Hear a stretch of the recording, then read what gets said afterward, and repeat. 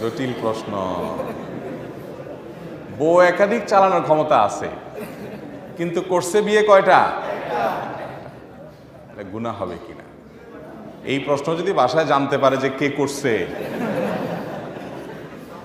এর কপালে আজকে দুঃখ আছে। ভাই, একাধিক বিয়ে করার সামর্থ্য থাকলেই করতে হবে এমন কোনো বাধ্যবাধকতা।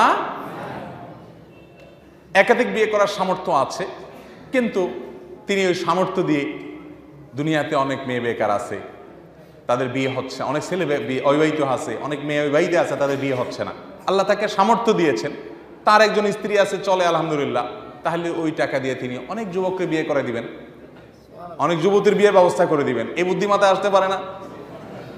বুদ্ধি আসে সব নিজের জন্য। যাক, একাধিক বিয়ে করা মৌলিকভাবে কোনো খারাপ কিছু না, বরং ভালো। যদি কারোর সামর্থ্য থাকে, বিশেষ করে একজন বিধবা, বা বিধবা কেন, একজন সাধারণ মেয়েকে আপনি বিয়ে করলেন একাধিক, শরীয়ত সেটাকে জায়েজ রেখেছে। শরীয়ত যেটাকে জায়েজ রেখেছে সেটাকে যদি কেউ খারাপ মনে করে, সে মুসলমান না। সে কি না? মুসলমান না। যে একাধিক বিয়ে করাটাকে খারাপ মনে করে, সে কি না?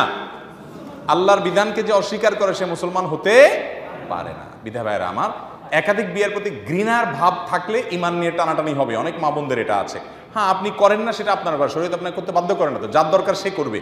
আমি ব্যক্তিগতভাবে অনেক লোককে জানি যে এমন বিয়ে করছে, বউয়ের ফান্দে পড়ছে, এই বউ ছাড়াও যাবে না, রাখা যাবে না, মানে রাখলে তার যে গুনাহ থেকে বাঁচার ব্যাপার সেটা হচ্ছে না, আবার ছাড়াও যাচ্ছে না, এমন ফান্দে পড়ছে, এমন প্রভাবশালীর মেয়ে বিয়ে করছে যে ছাড়লে গর্দান আর শরীরের উপরে থাকবে না, নিচে পড়ে যাবে।